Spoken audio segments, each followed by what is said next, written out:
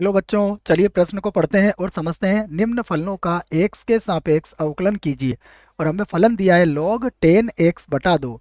प्रश्न को हल करने से पहले प्रश्न के लिए मुख्य अवधारणा लिख लेते हैं। तो प्रश्न की मुख्य अवधारणा जिसकी सहायता से हम इस प्रश्न को हल करेंगे।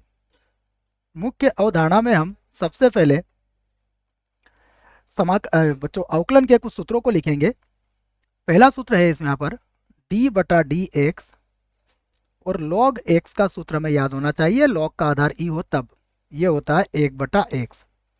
उसके बाद d बटा डी एक्स, 10x का भी सूत्र हमें याद होना चाहिए। 10x होता है, इसका अवकलन होता है सेक स्क्वायर एक्स। उसके बाद d बटा डी एक्स, एक्स की घातांक n, इसका अवकलन होता है n x की घातांक n माइनस 1। तो यह हमारी पहली मुख्य अवधारणा हो गई। दूसरी मुख्य अवधारणा में हम श्रृंखला नियम को समझेंगे। तो यहां पर लिख देता हूं मैं श्रृंखला नियम। श्रृंखला नियम, इसे हम दो फलन की सहायता से समझेंगे। दो से अधिक फलन भी इसमें हो सकते हैं। तो यहां पर हम ये कहेंगे कि यदि y बराबर हमें कोई फलन दिया जाए एफ यू, तथा u बराबर कोई फलन हो g ऑफ x, और हमें ज्ञात करना हो dy बाई डी एक्स, तो श्रृंखला नियम से हम इसे इस प्रकार ज्ञात कर सकते हैं dy बटा डी यू और गुणा du बटा डी एक्स। दो से अधिक फलन होंगे तो भी हम यही तरीका अपनाएंगे। अब जो प्रश्न है मैं उसको y के बराबर मानूंगा और फिर हम उसे हल करेंगे। तो मैं लिख लेता हूं इसे, माना y बराबर क्या है हमारे पास, देखिए log 10x बटा 2।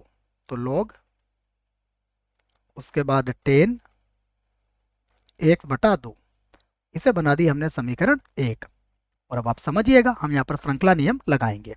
तो हम ये कहेंगे कि माना, एक बार और लिख लेंगे अब, माना u बराबर x बटा 2, ये हमने x बटा 2 को u मान लिया।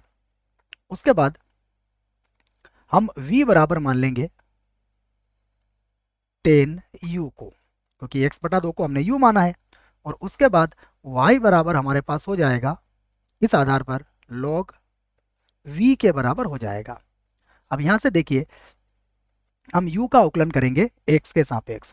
तो यहां से हमें मिलेगा, इस बात को हम कह सकते हैं कि du बटा डी एक्स, एक्स का अवकलन होगा 1, अर्थात ये हो जाएगा 1 बटा 2। यहां पर हम इसका u के सापेक्ष अवकलन करेंगे तो ये होगा dv बटा du, और ये होगा सेक स्क्वायर u। इसका भी मैंने सूत्र आपको लिखवा दिया है।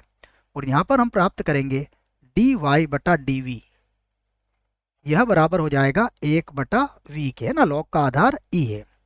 अब हम श्रृंखला नियम से dy बाई डी एक्स ज्ञात कर सकते हैं। तो मैं यहां लिख देता हूं श्रृंखला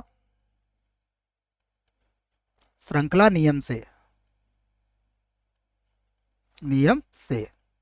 श्रृंखला नियम जब हम यहाँ लगाएंगे तो अब यहाँ पर 3 हमारे पास फलन है, और हमने जो सूत्र देखा है मुख्य अवधारणा में वो 2 का है, लेकिन आपसे कहा गया था कि 3 के लिए भी यह सूत्र काम कर जाएगा। तो देखो dy बटा डी एक्स, श्रृंखला नियम से मैं इसको लिखूंगा dy बटा dv। उसके बाद फिर लिखेंगे हम dv बटा du, और उसके बाद फिर लिखेंगे हम du बटा dx। तो हमें dy बाई डी एक्स प्राप्त हो जाएगा। अब हम मान रख लेते हैं dy बटा dv, ये हमारा किसके बराबर है, ये हमारा बराबर है 1 बटा v के। फिर गुणा dv बटा du, यह बराबर है सेक स्क्वायर u के, और du बटा dx, यह बराबर है 1 बटा 2 के। अब हम मान रख देते हैं। तो मैं फिर से लिखता हूं dy